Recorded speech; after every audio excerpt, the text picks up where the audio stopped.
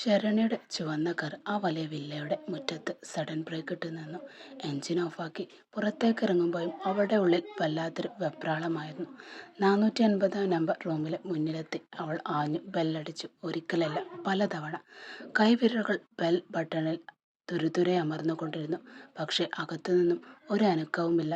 ഒരു വാതിൽ തുറക്കുന്ന ശബ്ദമോ ജനാലക്കൽ ഒരു നിഴലോ പോലും കണ്ടില്ല. ചുറ്റും ഭയാനകരമായൊരു നിശബ്ദത മാത്രം. അവൾ ഫോണെടുത്ത് ക്രിസ്റ്റിയെ വീണ്ടും വിളിച്ചു. കോൾ പോകുന്നുണ്ട്, പക്ഷെ എടുക്കുന്നില്ല. നാശം! അവൾ ദേഷ്യം കൊണ്ട് പല്ലു കടിച്ചു. പുഴയോരത്തെ വില്ലയുടെ ആധാരം അവൻ്റെ കയ്യിലാണ്. അത് തിരികെ കിട്ടാതെ അവൾക്ക് സമാധാനമില്ല ഇപ്പോഴും. ഇനി അവൻ തന്നെ പറ്റിച്ചു കളഞ്ഞതാണോ? വേണ്ടിയിരുന്നില്ല. അവനെ വിശ്വസിച്ചത് കൊടുക്കേണ്ടിയിരുന്നില്ല. അവൾ ആത്മകഥം ചെയ്തു. ഈ വിവരം എങ്ങാനും വസുദേവൻ അറിഞ്ഞാൽ തൻ്റെ കഥ കഴിഞ്ഞതു തന്നെ. അവൻ പുതിയൊരു കാർഡിയോളജി യൂണിറ്റ് തുടങ്ങുന്നതിൻ്റെ തിരക്കിലാണെന്ന് രാജേന്ദ്രൻ പറഞ്ഞ് ശരണ്യക്ക് അറിയാമായിരുന്നു. ആ തിരക്കിലിനിടയിൽ ഈ ചതി കൂടി അറിഞ്ഞാലുള്ള പുകലിനെക്കുറിച്ച് ഓർത്തപ്പോൾ ശരണ്യയുടെ നെഞ്ചിടിപ്പേറി. അവൾ നേരെ സെക്യൂരിറ്റിയുടെ അടുത്തേക്ക് നടന്നു. അല്ല, ഈ 480-ലുള്ളവർ എവിടെ പോയി? സെക്യൂരിറ്റി അവളെ ഒന്ന് പാളി നോക്കിക്കൊണ്ട് പറഞ്ഞു. അവിടെ ഇപ്പോൾ ആരുമില്ല കൊച്ചേ. ഒരാഴ്ചയായി ആ വീട് പൂട്ടിയിരിക്കുകയാണ്. ആ വാക്കുകൾ കേട്ടതും ശരണ്യ തരിച്ചു നിന്ന് പോയി. ഒരാഴ്ചയോ? അപ്പോൾ താൻ ഇന്നലെ വീഡിയോ കണ്ടതോ? ഇന്നലെ ക്രിസ്റ്റി മറ്റൊരു പെൺകുട്ടിയെ ചുംബിച്ച് നിൽക്കുന്ന വീഡിയോ. അതും ഈ ഫ്ലാറ്റിൽ നിന്ന് തന്നെയാണ്. പക്ഷെ അത് അവളുടെ കണ്ണുകളിൽ മിന്നിമറഞ്ഞു. എല്ലാം ഒരു പ്ലാനായിരുന്നു. വസുവിൻ്റെ വില്ല അവൻ മറ്റാർക്കോ വിറ്റ് കാണും. ആ പണവും വാങ്ങി അവൻ മുങ്ങിയിരിക്കുന്നു. തലയ്ക്ക് തീ പിടിച്ചിരിക്കുന്ന അവസ്ഥ തോന്നി അവൾക്ക്. അവൾ നേരെ വണ്ടി തിരിച്ച് അച്ഛൻ്റെ അടുത്തേക്ക് വിട്ടു. വീട്ടിലെത്തിയ ശരണ്യെ കാത്തിരുന്നത് രാജേന്ദ്രനെ കടുപ്പിച്ച നോട്ടമായിരുന്നു. നിന്നോട് ഞാൻ എത്ര തവണ പറഞ്ഞതാ അവനെ വിശ്വസിക്കരുത് എന്ന്. അനുഭവിച്ചോ നീ? ഇനി എങ്ങനെ ഉണ്ടാക്കും ആ വില്ല? രാജേന്ദ്രൻ്റെ സ്വരത്തിൽ താക്കീതായിരുന്നു. രാജേന്ദ്രന് മകളുടെ പോക്ക് അത്ര ശരിയല്ലെന്ന് നേരത്തെ തന്നെ അറിയാമായിരുന്നു. അവരുടെ സംസാരത്തിനിടയിലാണ് ശരണ്യയുടെ അമ്മ ഒരു ഗ്ലാസ് ജ്യൂസുമായി അങ്ങോട്ട് വന്നത്. നീ എപ്പോഴാ വന്നത് ശരണ്യ? കിച്ചു എവിടെ? അവനെ കണ്ടില്ലല്ലോ. അവൻ സ്കൂളിൽ പോയമ്മേ. അവൾ മറുപടി പറയാൻ താല്പര്യമില്ലായിരുന്നു. വസുവിന് ഇപ്പോൾ ഹോസ്പിറ്റൽ പേഷ്യൻ്റൊക്കെ കൂടുതലാണെന്ന് കേട്ടു. അവൻ അങ്ങോട്ട് വരാറുണ്ടല്ലേ ഇപ്പോൾ? അമ്മയുടെ സ്നേഹം നിറഞ്ഞ കുശലം ചോദിക്കൽ ശരണ്യക്ക് ദേഷ്യമാണ് വരുത്തിയത്. അമ്മ ഒന്നും മിണ്ടാതിരിക്കുന്നുണ്ടോ? എനിക്ക് നല്ല തലവേദന എടുക്കുന്നുണ്ട്, അവൾ ഒച്ചയിട്ടുകൊണ്ട് പറഞ്ഞു.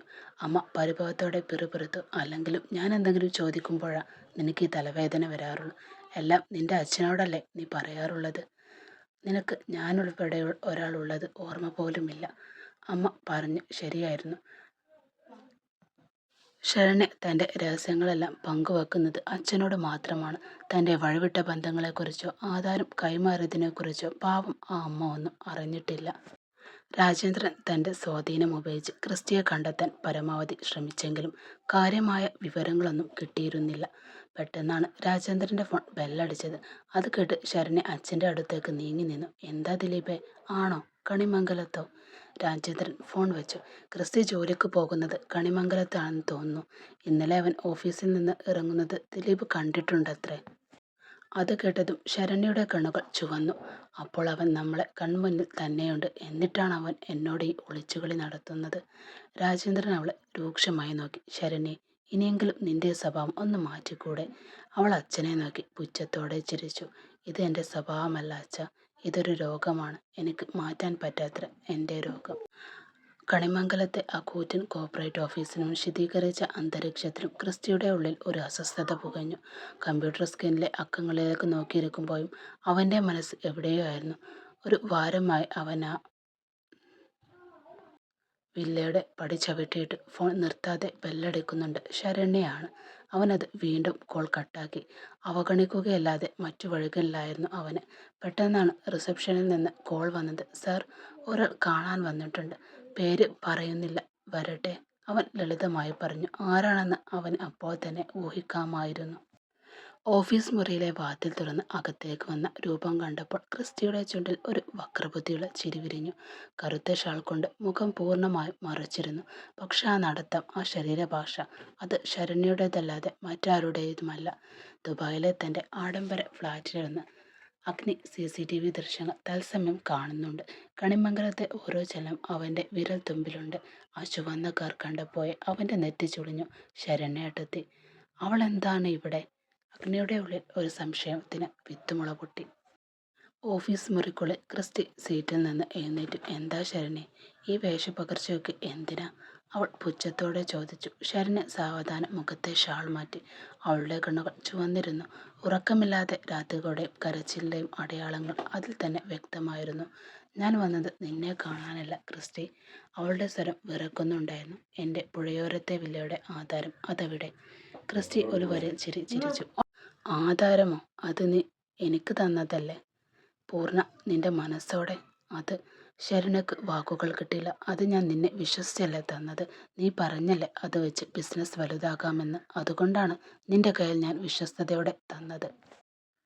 താൻ പറഞ്ഞു, നീ വിശ്വസിച്ചു, അത്രയുള്ളൂ. ക്രിസ്റ്റി തൻ്റെ സീറ്റിലേക്ക് തിരികെയിരുന്നു.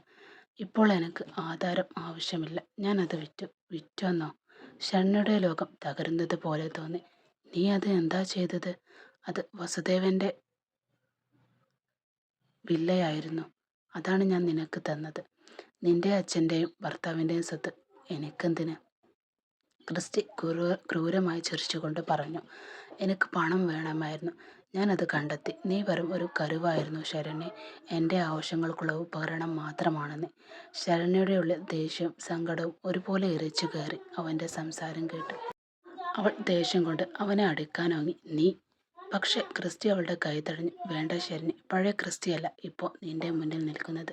നീ എന്നെക്കുറിച്ച് എന്തൊക്കെയോ വിചാരിച്ചു വെച്ചിരിക്കുന്നത്. അവൾ പതുക്കെ കൈ പിൻവലിച്ചു. അവളുടെ കണ്ണിൽ നിന്ന് കണ്ണുനീർ ധാര ഒഴുകി. അവിടെയുള്ളവരൊക്കെ ക്രിസ്റ്റിയെ നോക്കാനും തുടങ്ങി. ഞാൻ നിന്നെ സ്നേഹിച്ചിരുന്നു ക്രിസ്റ്റി. എൻ്റെ സർവ്വവും നിനക്ക് തന്നു. എൻ്റെ അഭിമാനം, എൻ്റെ കുടുംബം, എൻ്റെ മകൻ എല്ലാം ഞാൻ നിനക്ക് വേണ്ടി മറന്നു. എന്നിട്ടും നീ എന്നെ ഇങ്ങനെ ചതിച്ചല്ലോ. ക്രിസ്റ്റിയുടെ മുഖത്ത് ഒരു ഭാവവ്യത്യാസവും ഉണ്ടായില്ല. സ്നേഹമോ? നീ സ്നേഹിച്ചത് എന്നെയല്ല ശരണ്യ. നിന്റെ സ്വന്തം ആവശ്യങ്ങൾക്ക് വേണ്ടി നീ എന്നെ ഉപയോഗിച്ചു. നിന്റെ മടുപ്പിൽ നിന്ന് ഒരു മോചനം അത്രമാത്രമേ ഞാൻ ആഗ്രഹിച്ചുള്ളൂ. എന്നെപ്പോലൊരാൾ നിന്റെ ലൈഫിൽ വന്നപ്പോൾ നീ അതൊരു ആഘോഷമാക്കി. ഇപ്പോൾ അത് തീർന്നെന്നോ? അവൾ വിങ്ങിക്കരഞ്ഞുകൊണ്ട് ചോദിച്ചു. അപ്പോൾ നീ ഇത്രയും കാലം എന്നോട് പറഞ്ഞതെല്ലാം കള്ളമായിരുന്നു. ആ വാഗ്ദാനങ്ങൾ, ആ സ്വപ്നങ്ങൾ എല്ലാം കള്ളമായിരുന്നു. അവൾ പറഞ്ഞു തീർന്നു. എനിക്ക് നിന്നോട് ഒന്നും പ്രണയം തോന്നിയിട്ടില്ല ശരണ്യ. നീ തന്ന പണവും ഈ പദവിയും അതെല്ലാം എനിക്ക് വേണമായിരുന്നു. അതുകൊണ്ടാണ് ഞാൻ നിന്നോട് അടുത്തതും ഇപ്പോഴും സംസാരിക്കുന്നതും.